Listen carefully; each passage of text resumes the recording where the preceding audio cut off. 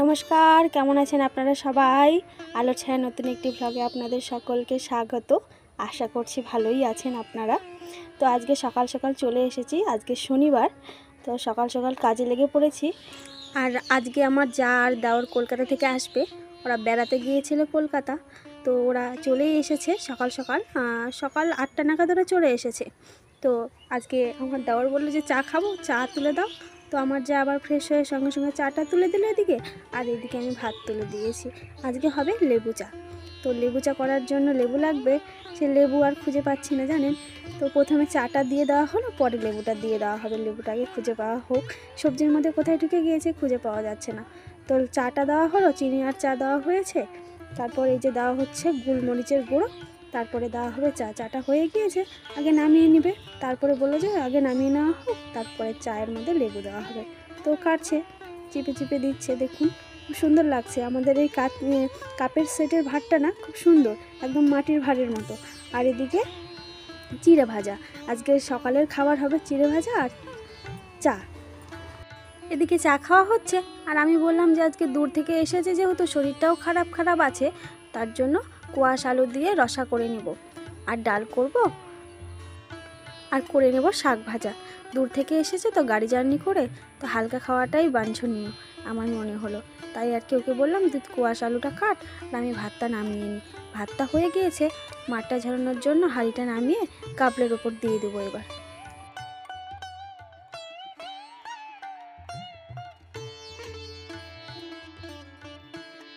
মাঠটা ঝাড়ানোর জন্য গাবলিতে দিয়ে দিলাম হাঁড়িটা। আর ওদিকে ও তো কোয়াশ আলু কাটছে, আমি এদিকে শাকটা কুটে নিচ্ছি। যত তাড়াতাড়ি হবে তত তাড়াতাড়ি আমাদের রান্নাটাও হবে। আর যা গরম পড়েছে, যত তাড়াতাড়ি হবে তত তাড়াতাড়ি ভালো লাগবে, অনেকটা হালকা লাগবে। আর রান্নাবান্না থাকলে মনে হয় অনেকটা কাজ আছে, আর যা গরম, সকাল সকাল হয়ে গেলেই সব কিছু ভালো হয়। তো শাক কোটানো হয়ে গিয়েছে, এখন তরকারির জন্য বন্দোবস্ত নিচ্ছি। আর তখন আপনাদের বললাম কোয়াশ আলুর রসা করব, কিন্তু আমার যা আবার বললো কোয়াশ আলু শুধু করে লাভ নেই, একটুখানি সয়াবিন দিলে আরও টেস্টি হবে। তাই সয়াবিনটা ভেজে নিচ্ছি, সয়াবিনটা ভেজে ওই কোয়াশ আলুর রসাতে একটু সাদলে দিব, পরে বেশ ভালো লাগবে বলুন।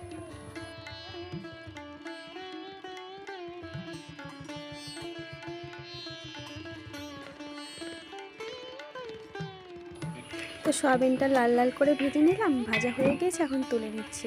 তারপরে তরকারিটা তুলে দিব, দিয়ে সয়াবিনটা সাদলা দেবো আর কি।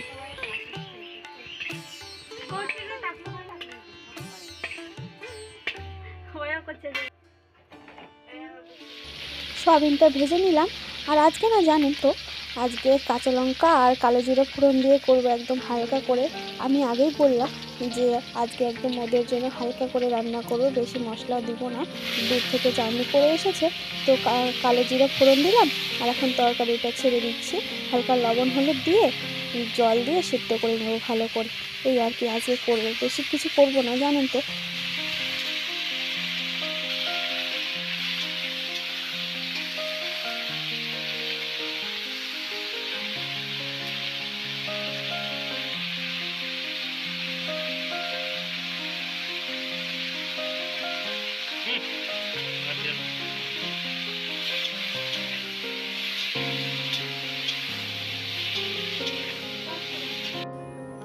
জল দিয়ে ঢাকা দিয়ে দিয়েছিলাম সিদ্ধ হওয়ার জন্য, সিদ্ধ মোটামুটি প্রায় অর্ধেক হয়ে গিয়েছে।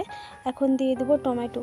টমেটোটা আগে সিদ্ধ দিলে কি হবে বলুন তো, টমেটোটা দিলে আলু আর কোয়াশটা গোটা গোটায় থেকে যাবে, একটুও ভাঙবে না। আর ম্যাশ না হলে না তরকারিটা গ্রেভি হবে না। তার জন্য আমি টমেটোটা 50% সবজিটা সিদ্ধ হওয়ার পরেই দিচ্ছি, যাতে আলুটা একদম ম্যাশ হয়ে যায়, ভালো লাগবে তাহলে। আর এদিকে দেখুন এরা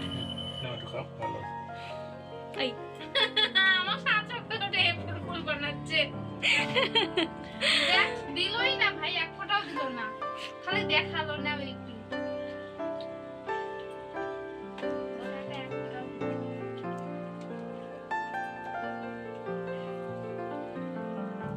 সমস্ত সবজি কোটা হয়ে গিয়েছে। আর এখন কাঁচা কলা ছিল বাড়িতে, সেই কাঁচা কলাটা জানেন তো পেকে যাচ্ছে। তার জন্য ভাবলাম যে কাঁচা কলা, ওর যেহেতু একটু শরীরটা খারাপ, তাহলে কাঁচা কলা ভাজা করে দেওয়া হোক, বেশ ভালো হবে কিন্তু বলুন। আর এদিকে আমার তরকারিও রেডি। তরকারি বলতে সব কিছু সেদ্ধ হয়ে গিয়েছে খুব ভালোভাবে। তো এখন এটাকে হালকাভাবে কষিয়ে নিব, কষিয়ে নিয়ে জল দিয়ে দেবো।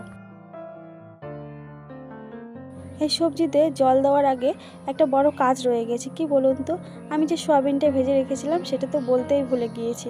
তো এটা এখন দিয়ে দিলাম, কারণ এর মধ্যে তাহলে একটু হালকা রসটা ভরবে আর কষাও যাবে, বেশ ভালো হবে।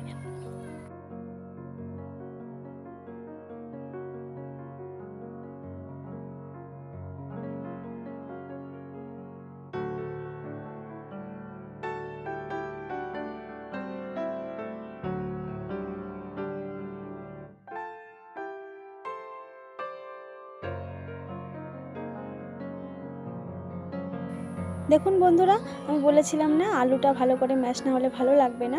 তো দেখুন ভালো করে সিদ্ধ হওয়ার ফলে কি হয়েছে, আলুটা খুব সুন্দরভাবে ম্যাশ হয়েছে এবং কোয়াশটাও ভালো সুন্দরভাবে ম্যাশ হয়ে গিয়েছে।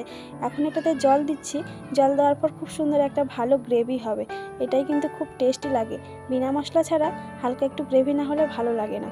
তার জন্য আলুটাকে একটু বেশি করে সিদ্ধ করে নিলে না গ্রেভিটা ভালো হয় আর তরকারিটাও খুব টেস্টি হয়, মনেই হয় না মশলা ছাড়া রেঁধেছি।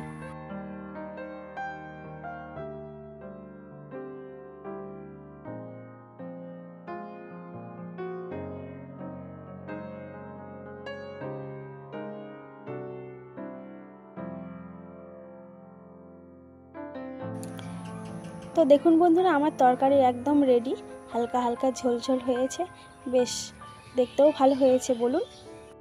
তো এখন ওভেনটা বন্ধ করে দিয়ে তরকারিটাকে নামিয়ে নিই। চলুন ভিডিওটির সঙ্গে থাকুন, দেখতে থাকুন। এরপরে ডাল করব, সেই ডালটাকে আবার প্রেসারে বসাতে হবে জানেন। আর আজকে অন্য কোনো ডাল নেই, শুধু অরলের ডাল করব। অরল ডালটা কি হয়েছিল বলুন তো, এই ডালটা আমাদের বাড়িতে গাছ লাগানো হয়েছিল, সেই গাছ থেকে অনেক ডাল হয়েছে, তো সেই জন্য আজকে সেটাই করা হবে। গাছগুলো না শুকিয়ে গিয়েছে, বৃষ্টির অভাবে খরা পেয়েছিল, খুব শুকিয়ে গিয়েছে, তার জন্য গাছটাকে কেটে ফেলা হয়েছে আর সেই গাছ থেকে এই সব ফল পাওয়া গিয়েছে। যাই হোক, যতটুকু হয়েছে বাড়ির খাওয়ার জন্য মোটামুটি হয়ে যাবে জানেন। তো সেইগুলোই ভেঙে আনা হয়েছে, তো অনেক দিন ধরে খাওয়া হচ্ছে না, তো আমরা ভাবলাম যে আজকে ওরা দূর থেকে এসেছে, তো আজকে এই ভালো ডালটা করা হোক। এই ডালের না অনেক ভিটামিন আছে, যেমন জন্ডিস হলে এই ডালটা খুব উপকারী জানেন। তো সেই জন্য ভাবলাম যে ওর শরীরটা দুর্বল, ও আমার দেওরের আজকে শরীরটা খুব একটু খারাপ, ভালো নেই, তো ভাবলাম যে আজকে এগুলোই করা হোক। বেশ হালকা হালকা খাবার খাবে, শরীরটা অনেকটা ফিট হবে। তো আমি প্রেশার কুকারে সেট করে দিলাম, আমার যাকে বললাম তুই তাহলে ওভেনটা ধরিয়ে দে, সিটিটা তুই দিয়ে নিস আর পরে আমি ডালটা সাদলে দিব। ওরকম আগেই গ্যাস ছেড়ে দিয়ে আগে ধরাবি না, আগে হচ্ছে ইয়ে করি, আগে পেট্রোল ম্যাচটা জ্বালাবি, তারপরে গ্যাস ছাড়বি, নাহলে কষ করে উঠবে। আমি দুবার ঠুকিছি জানিস, আজকে এরকম করলাম কেন বলতো, ঠকাই যায়।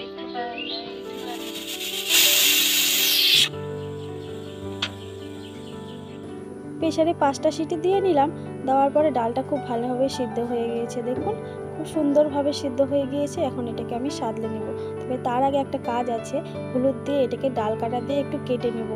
আগেকার দিনে মারা করতো, এখন কি হয় জানি না, কিন্তু আমি করি। এটাকে দিলে কি হয়, ডালটা খুব সুন্দরভাবে ম্যাশ হয়ে যায়, হলুদটাও খুব সুন্দরভাবে ভালোভাবে বসে যায়, যাতে একটু ডালের মধ্যে হলুদ দিলে কি হয় বলুন তো, গোটা গোটা থেকে যায়, যেটা খেতে একদম ভালো লাগে না, মুখে পড়লে খুব বাজে লাগে।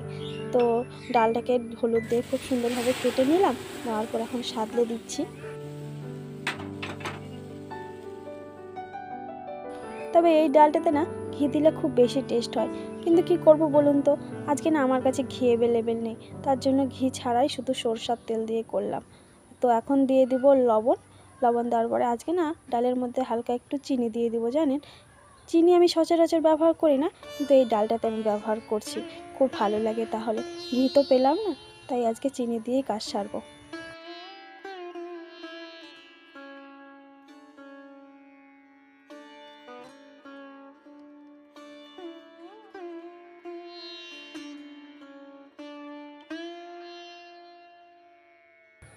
ব্যাস, ডালও হয়ে গিয়েছে, এখন ওভেনটা বন্ধ করে দিয়ে ডালটাকে নামিয়ে নিব।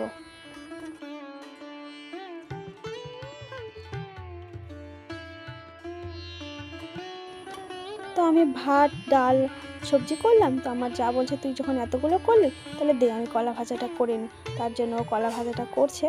তো বন্ধুরা ভিডিওটির সঙ্গে থাকবেন, দেখতে থাকবেন, আর আমাদের ভিডিওটি ভালো লাগলে অবশ্যই কিন্তু কমেন্ট করে জানাবেন, তাহলে আমি খুব খুশি হব। আপনাদের এক একটা লাইক এবং এক একটা কমেন্ট আমাদের ইউটিউব ক্রিয়েটার্সদের কাছে অনেক মূল্যবান জানেন তো, আপনাদের এক একটা কথা আমাদের শুনলে খুব ভালো লাগে, মনে হয় যেন অনেক দামি। তো প্লিজ আপনারা যারা ফেসবুক পেজে দেখছেন তারাও কিন্তু কমেন্ট করতে ভুলবেন না। আর যারা ফেসবুক পেজটিকে ফলো করেননি তারা প্লিজ পেজটিকে ফলো করে দিয়ে পেজটির পাশে থাকবেন। তো এখন ওকে হালকা শুকনো শুকনো সবজিগুলো দিয়ে খেতে দিয়েছি, পরে ডালটা দিব। ওর শরীরটা খুব ভালো না, তার জন্য অল্প একটু দিয়েছি, তবু বলছে কি খাবো না। মানে চোখ টোকগুলো ঢুকে গিয়েছে, দূর থেকে এসেছে তো অরুচি হয়ে গিয়েছে, তাই হালকা অল্প একটু ভাত দিয়েছি। খাওয়া দাওয়া শেষ, মাজা ঘষাও শেষ বন্ধুরা।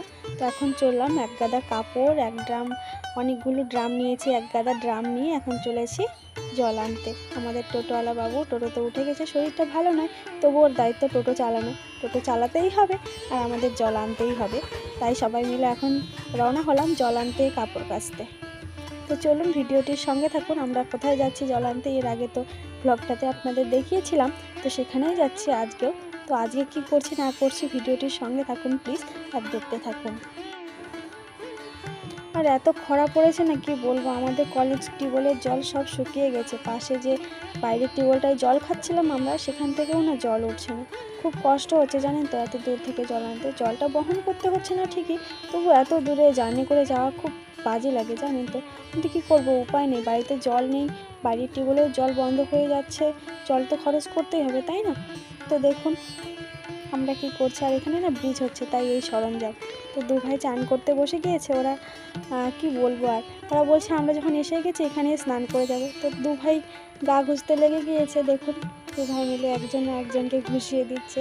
বেশ ভালো এদের মিলগুলো, খুব ভালো লাগে জানেন তো। এরা দু ভাই যখন এরকম করে আমরা খুব মজা নিই এদের ইয়েতে, আমরা দুই বউ খুব সুন্দরভাবে এরা এই করে। আর এদিকে দেখুন আকাশটা আজকে হালকা মেঘ মেঘ করেছে, বৃষ্টিটা হলে খুব বাঁচি জানেন তো। এত খরা ভালো লাগে না, গাছগাছালি সব যেন ঝেমড়ে গেছে, ওরাও চাইছে বৃষ্টিটা কবে হবে কবে হবে। আর জানেন তো বৃষ্টিটা হলে ধানটাও ভালো হয়, শুধু জল ছেঁচে ছেঁচে সব ধান আবাদ করা হচ্ছে, এরকম করে কি ধান ভালো হয় বলুন তো। তো হয়ে গিয়েছে আমাদের জল নাও, এখন আমরা বাড়ি ফিরবো। তো এই দেখুন আমরা বাড়ি ফিরছি। তো বন্ধুরা আজকের ভিডিওটা যদি ভালো লাগে তো অবশ্যই একটা লাইক করে দিবেন। আর যারা ফেসবুক পেজে দেখছেন তো ফেসবুক পেজটিকে ফলো করে দিবেন। আর যারা ইউটিউবে দেখছেন তারা অবশ্যই চ্যানেলটিকে সাবস্ক্রাইব করে দিয়ে পাশে থাকা বেল আইকনটি প্রেস করে দিবেন, যাতে আমাদের ভিডিওর নোটিফিকেশনগুলি পৌঁছে যায়। তো সবাই সুস্থ থাকবেন, ভালো থাকবেন।